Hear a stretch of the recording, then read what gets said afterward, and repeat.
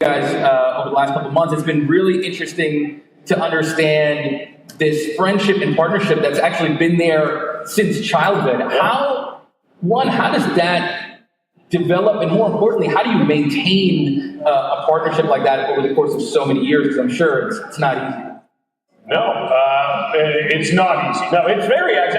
We met each other in bar mitzvah class, so we were 12 years old. And so we had the mutual Jewishness. Exactly, yeah, which is initially. And we very quickly saw that we had the same creative ambitions. And when you're a very, very young person like that, it's not something you see that often. And so when you are the weird 12-year-old kid who secretly wants to be a writer, and you meet another weird 12-year-old kid who secretly wants to be a writer, you very quickly bond over that. And that bonding for us was watching movies. Yeah. Movies are what brought us together. We just had the same taste. Exactly. And the same interest in how they were made and how they were written and the messages they had. Yeah, we went to high school across the street from a Rogers Video, and we would go and rent movies all the time, and we really developed a love of movies and started working together, writing Superbad when we were 13 years old, and really committed very hard to pursuing that as a career path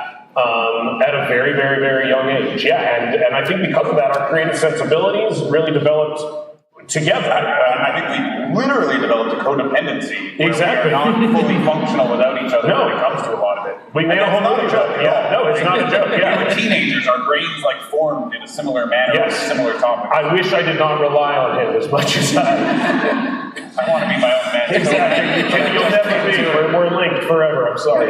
But then, I think it's one thing when you're younger and, you have a ton of ambition and, creativity kind of pours out of you. How have you been able to maintain that, specifically from a point of creativity? How do you stay inspired?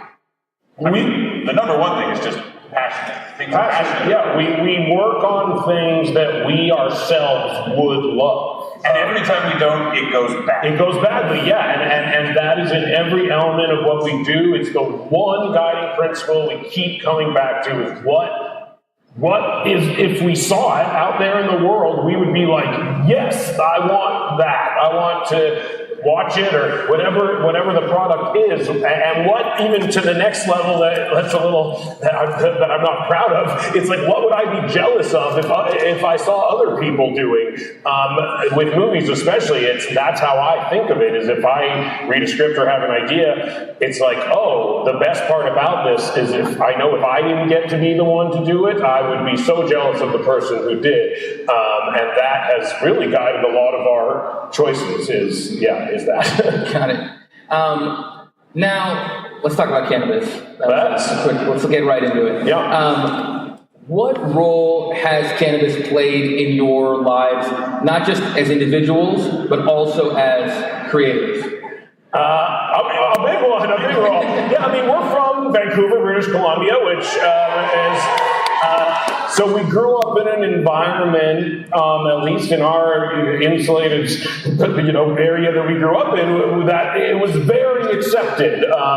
It was around, and it was socially. That, as kids, we didn't comprehend. Yeah, we thought a lot of the world was like that, and we didn't realize Vancouver was kind of special. It was, and then I moved to Los Angeles and saw that it really, when I was 16, I moved to LA, 17, and I found that it was culturally viewed very differently there, and it filled a much different role in culture there than it did in Vancouver, and I really saw that we had an opportunity with our work to help make people view it the same way that we viewed it, and that it was a really additive part of our day-to-day lives, and so I would talk about it on talk shows all the time in a way that every talk show host has come to me, and David Letterman came to me once, and I was just like, why do you keep asking me about this? I've talked about it so much on your show, and he's like, because no one else will talk about it, and I know other people, it's a part of their lives, but he's like, I'm just fascinated that you're willing to talk about it.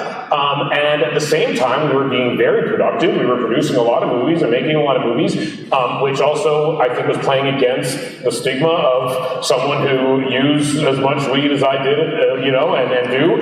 And then we really tried to start incorporating it into our work in a way that also kind of broke some of those stigmas. For Real Virgin is an interesting one because there's a scene where me and Paul Rudd are playing video games and we're smoking weed and we're talking about other stuff, but it was actually one of like the first scenes in a movie where people are smoking weed and they're not commenting on it. It is just a part of what they're doing, and they aren't like, pariahs on society. They're just people hanging out in weed. It's as though they're having a glass, they're drinking or something like that. And I always viewed that as a big step in a good direction. And then, in the meantime, we were writing Pineapple Express, basically. Yeah, Pineapple Express was the moment where we realized how many people love cannabis and enjoy it, and it makes a difference in their lives, and they feel like it's a normal part of their lives.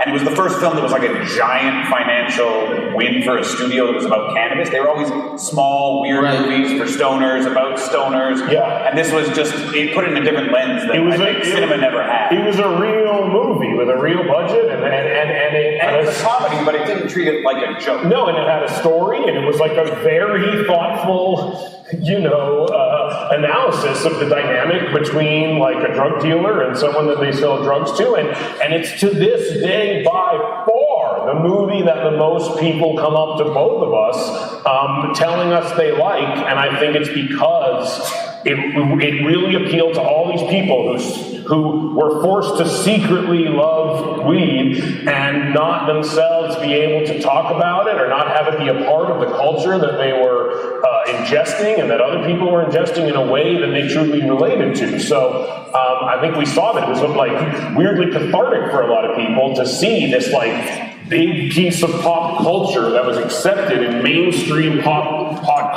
culture that was all about cannabis, and the relationship between people who use it in different ways, And now, there you go. Thank you, Prime Minister Trudeau. And so has the challenge gotten a lot easier now, the ability to do it? Because you're right, I mean, I don't think many people knew that about 40-Year-Old Virgin. Obviously, Pineapple Express, a critical part of the subject matter. You've talked about it on talk shows. I've seen you do things even online in, recent years on platforms like Mary Jane. And now you're starting a brand. Yeah. Let's talk about that. Tell us about Houseplant. Houseplant is our cannabis brand. We are currently only available in British Columbia. It's where we're from. Like I said a lot earlier, it's been a huge part of our lives forever, and we really wanted to try to help facilitate bringing that to as many people as wanted it, and doing it in a way that reflected our values and our sensibilities in every way we could. And we found very quickly that we were actually able to put a lot of ourselves into the product and into the branding, as you would say, and it became a very creatively gratifying experience because we had a few things that we wanted to focus on. One was education, making it accessible for people who were new to it, and the other was kind of reverence or elevation, I guess you would say. I think it's a product that we have a lot of reverence for, and it's something that's traditionally been hidden under people's coffee tables or in the back of your drawer or something like that, and we wish it was something that you were proud to display. Not just that you didn't have shame in displaying, but one step above that you were actually proud to own and proud to display.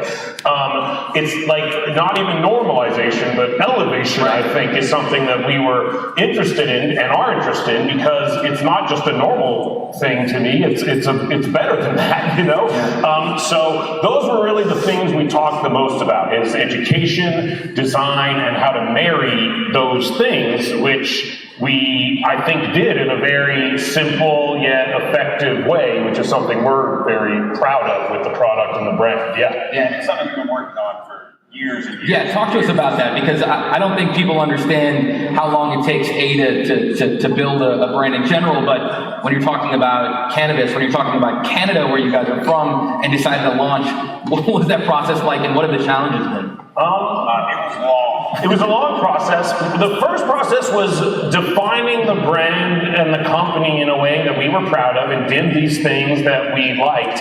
And the second was taking time to navigate the regulations in a way that allowed us to create a company that would be long-lasting and something that we could be proud of, and something that, again, we knew we were holding up to the strictest standards, because anyone who is in the cannabis space here knows that there is a lot of guidelines involved in what you can do, what you can say. And it actually very quickly became a really interesting creative exercise of how can we function within this box, these guidelines, how do we keep to them in the most strict way we possibly can, and still make it seem effortless and not make it seem like there's any guidelines we're adhering to. Make it just seem like it's exactly what the company itself wants to be. And our commitment to education aligned with that really nicely, where design and education kind of collided. Even within all these regulations, we managed to create a design that lends itself to informing the customers what they're getting and how it's to be used. Exactly, so just giving each strain its own simple color palette, and then within that giving each color palette a logo that has lines that correspond to kind of the desired effects of each strain.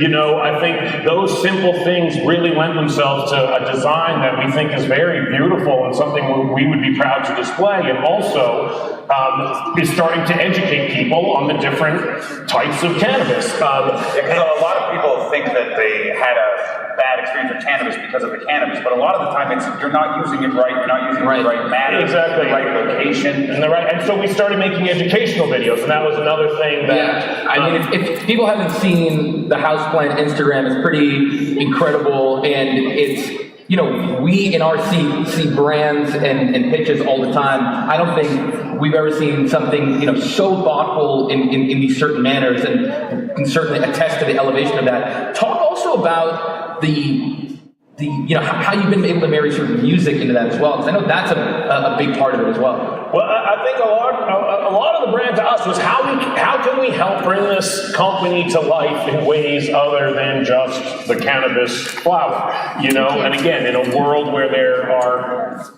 marketing restrictions, things like that, a lot of regulations, again, it became an exercise in creativity. So one of the first things we thought of is we created vinyl records that were strain specific, and they each had a mix of songs that were kind of made to, at least in theme, go along with the different strains of cannabis, and each one also was designed with the same color palette as our strain. So it to us was, again, a very simple way of associating the strains with certain activities, certain times of day, certain uses, while playing into the design and what we think is just beautiful about the product itself, and something that, again, we would be proud to display in our homes.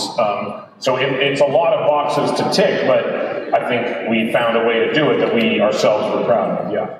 Evan, how has this creative process differed, or what are the similarities to, you know, creating films and television shows? And then also talk about, you know, you guys make these really interesting instructional videos, which is kind of like a throwback to the 70s, you know, PSAs that, you know, we used to see maybe when we were kids.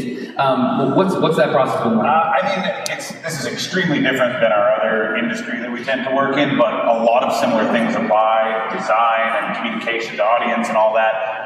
But it was an energizing thing to just be put into a similar but extremely different arena where those skills could be applied, but completely differently. Yeah. And it was fun to experiment with just like singular images and like actual like packaging, which was something in film we never got to do. Exactly. Yeah, and I think as far as education goes, again, it's been very gratifying to have a very legitimate way of putting out things that we have always thought were important. Portion Control was a video that we made that we're very proud of. Very simple part in it where it expresses, take it slow. Take it very slow. And these are the kind of things that everyone takes for granted, that you shouldn't take for granted. Some people will go to these stores and purchase these things, and no one's telling them, no one's saying, like, take one hit and then wait and see what happens. And they buy a pre-roll or something like that, and they think this is 1 unit of cannabis. Exactly. And it is not. No, it's not at all. And so I think like education is something that, in order to create customers that trust us more and the brand that we are proud of, and again is trusted, we're trying to not just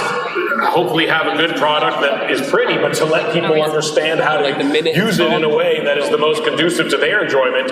Even if that means using much less of the product, we want that rather than them having a negative experience. And we want to make sure that like connoisseurs like us, like long-time users, love it, but also that my mom can go into a store and she'll be directed to Houseplant because of how accessible it is. Exactly, that it's accessible and warm and simple, and again based on education and inviting new people into it. Yeah. So you currently have one strain which is available in your hometown of Vancouver. When will it be in the rest of Canada? When is Houseplant coming to the U.S.? It's available in all of British Columbia right now. Yeah. Okay. So online and at retailers. We have a meeting with OCS tomorrow, so we plan on hopefully. We would like. We're announcing that we would soon be liking to announce that we are available in Ontario. We're taking it slow because we never want to run out of our product. We want to make sure that we're ready for wherever we're going. But we are building inventory for Ontario right now, and our plan is to come to Ontario next after British Columbia, and we are excited to do that. Very much so. Yeah. And then what about your friends down south in the U.S.? When can we expect Houseplant in stores there? It touches actually on something that also is happening here in Canada right now in America. We would love to come to America. We live in America for the most part, and unfortunately right now we are not 100% comfortable with the climate in America as far as its legality and how people are being treated still in as far as how the war on drugs is being enforced in America. But rather than just sit around and hope that it gets better, we are going to take a very active role in creating a climate in America that we feel comfortable being available in. And so we're starting to work with a lot of organizations in America, again, to deal with people with records and employment and trying to fix the wrongs that have happened during the war on drugs. And it's a very similar thing here in Canada. I think a lot of progress has been made, obviously, and a lot of headway has been made, but there is still not enough being done in our eyes. To be specific, there's a bill, C-93, that is going up to be voted on that we feel needs to be amended. Right now it calls for the pardons for people with minor offenses and possession, and we think that it should call for the deletion of records for people with nonviolent and minor offenses. So if there's any politicians that happen to be here tonight, maybe that would be something to work on, is amending that bill and passing that bill. If there's MPs. And non-politicians, you can reach out to your MP. Yeah, reach out to your MP and bring it up because, again, there's a lot of people who are still being very negatively impacted by a war on drugs that has ended, and there are people who are now doing things 100% legally that are that people's lives are being very negatively affected by, even though what they did is no longer a crime. And we think that we take that very seriously. We care about it very deeply, and it's ingrained in what Houseplant is, I think, from the ground up. Yeah. That's great.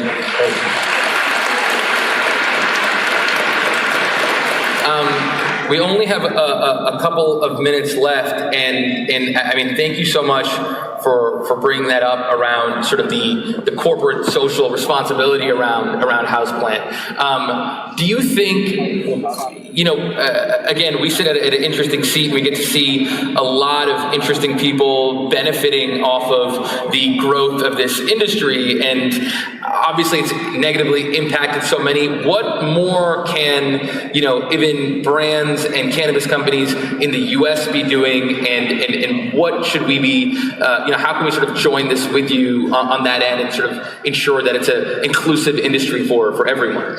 I think specifically trying to hire people who have been unfairly targeted by this war on drugs. It generally targets marginalized groups at a exponential rate. Even though every group of people uses cannabis the same amount, if you're a minority, you're like several times more likely to be arrested for having it. And in America especially, it can be outrageously detrimental to your life. So I think the thing that everyone can start to do is hire people who would be deemed unhireable because of these offenses, and to walk the walk and not just talk the talk. And that's something that in Canada we can all do as well. Until their records are deleted, we can make the fact that they haven't yet been deleted meaningless by ignoring the fact that they have these things on their records and hiring them anyway. And again, I think that's something that can be impactful today, not as a hypothetical hope in the future. How's it going? Well, I think that's a great place to end. Thank you guys so much for what you've done as fans and also for the cannabis industry. And we're looking forward to we can have Houseplant more widely available soon. So are we. Thank you for having us. Yeah. Thank you so much.